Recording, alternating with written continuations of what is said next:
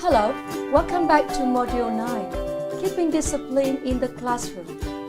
In this video, we are going to discuss what we mean by disruptive behavior, common disruptive behaviors, and how to deal with them. It can be said that no classroom is without problems.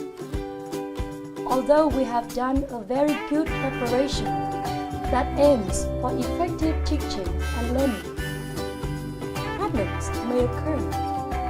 What should we do when students violate rules and procedures that have been set for the class?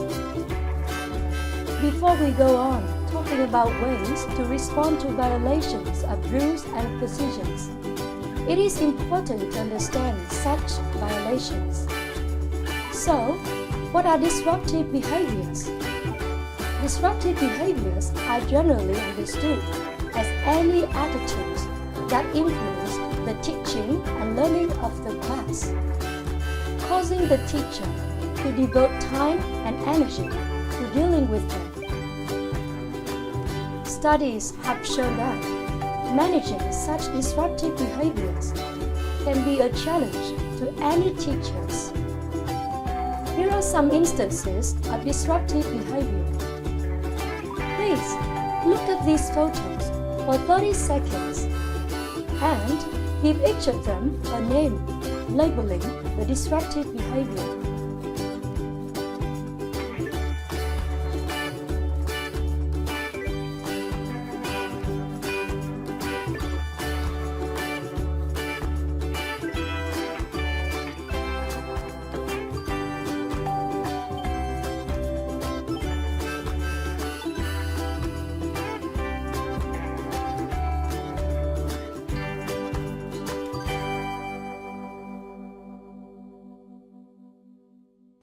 In the first photo, the boy is playing with his mobile phone.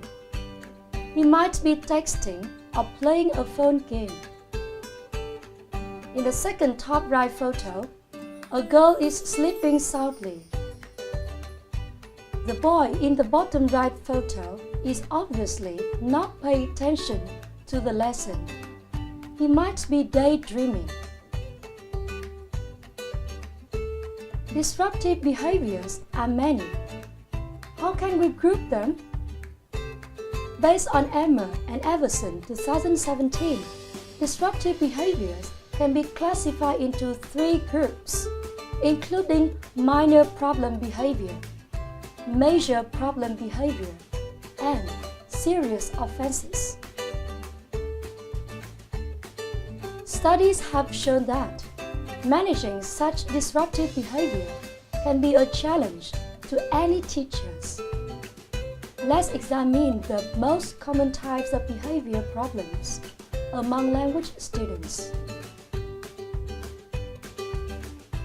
A minor problem behavior is a behavior that violates class rules or procedures, but does not seriously interfere with student learning, as it occurs infrequently, and it doesn't cost much time or energy to deal with. Students with minor problem behaviors include those who are inattentive, who talk to their neighbor, who do private work, who pretend to be working, especially during group work, who dominate discussions, who are not prepared for the lesson, who are ready to give up, who are too dependent on others. These behavior problems are quite common among English language learners of varied ages. Major problem behaviors are firstly any minor problem behaviors that occur more frequently. Other major problem behaviors include the following: making excuses or lying. Some students tend to make up personal stories to avoid being punished for not complying with rules and procedures. Their stories are often sickness, accidents, or family reasons. Refusing to participate in learning activities. Some students often refuse to participate in learning activities when required to work in groups. Although they sit with a group of other students, they don't even listen to what others are talking about. Sometimes, they even do their private stuff. One common problem behavior among students at higher grades is using mobile phones during the lesson. They often use the mobile phone to text or to play games. Some students might even listen to music using headphones. Besides, some students may be disrespectful to the teacher through verbal or non-verbal language. Some students may cheat on tests. In addition, school students might not be able to control their feelings well, so they might become too aggressive or too emotional when they have conflicts with other peers. Gum chewing is also among common behavior problems of older school students. If these problems are not attended to, they may escalate to serious offenses. Therefore, serious offenses include any major problem behaviors that increase in terms of frequency and seriousness. Others are causing hurt to others by throwing things at them or hitting them, smoking or processing drugs, fighting in the classroom, and refusing to cooperate with the teacher to solve any existing problem. Severe disruptive behaviors can cause stress and burnout in teachers. Managing such behavior can be a challenge to any teachers. However, with most of the minor problem behaviors, you can deal with using the following strategies. First and foremost, you should make full use of non-verbal cues. It has been found that the use of eyes and facial expressions are considered as valuable in helping teachers to deal with misbehaved students in most cases. For example, eye contact can help you let the misbehaved students know that you notice that misbehavior and expect them to stop it. Eye contact together with a no handshake can be powerful in stopping disruptive behaviors. Sometimes, a slight touch on the shoulder or arm can help signal your presence and has a calming effect. You should make use of your movement and positioning in the classroom to alert students about the misbehavior. Moving towards the misbehaved students might help. A combination of non-verbal cues and proximity can be very useful. Or you can simply pause your teaching and wait for the disruptive students to stop what they are doing and get back to the learning activity. If non-verbal communication does not work for you, you can try verbal communication.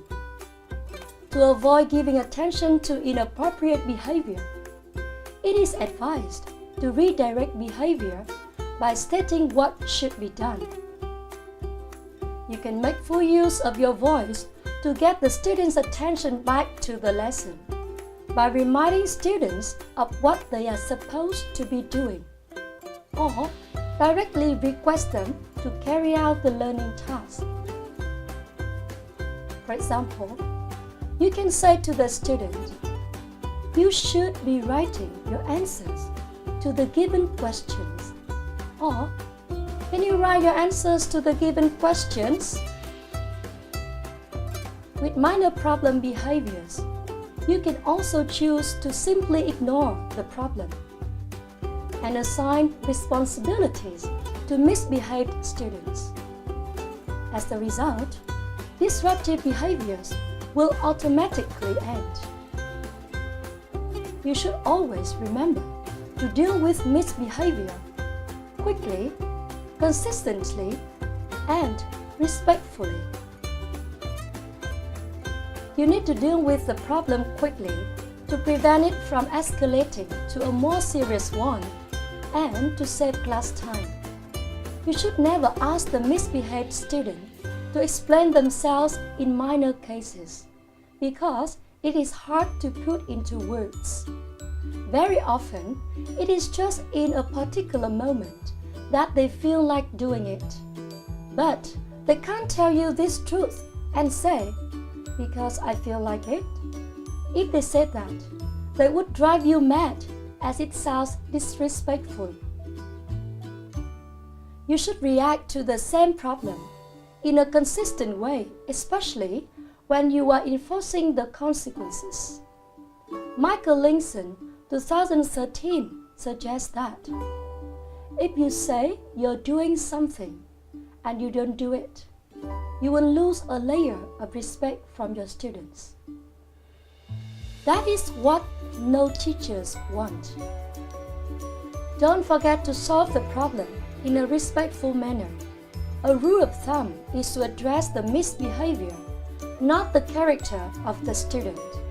In other words, you need to point out to the misbehaved student that his or her behavior is unacceptable or bad, but not that he or she is bad.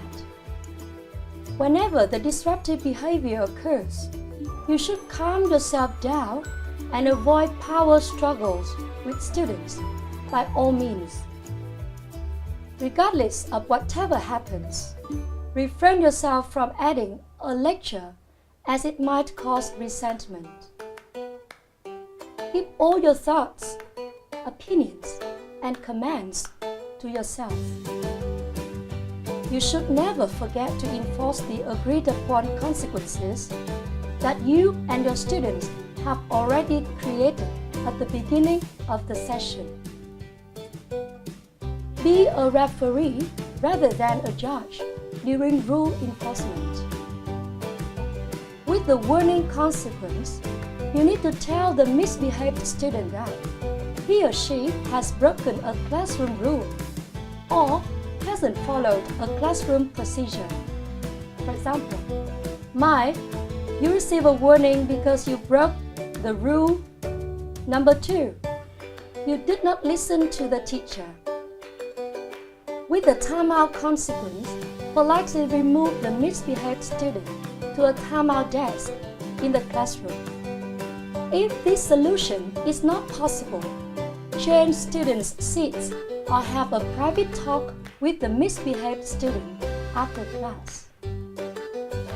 With the letter home or call home consequence, remember to keep the letter short and to the point. Just give the facts and refrain yourself from adding any personal opinions. When all else fails, respectfully remove the student from the class and take him or her to the school office and contact the principal or class teacher. In Module 9, we have discussed the topic of discipline and discipline keeping in English language classrooms. Specifically, we have addressed the role of discipline in classroom management, the design of rules and procedures, the application of these rules and procedures, as well as ways to deal with misbehaved students. We hope you have now had a better idea of what rules and procedures are, and you may wish to create a set of rules and procedures for your own classes. Now you can go to Learn section, select Discuss, and participate in the online discussion forum. Thanks for watching. Goodbye.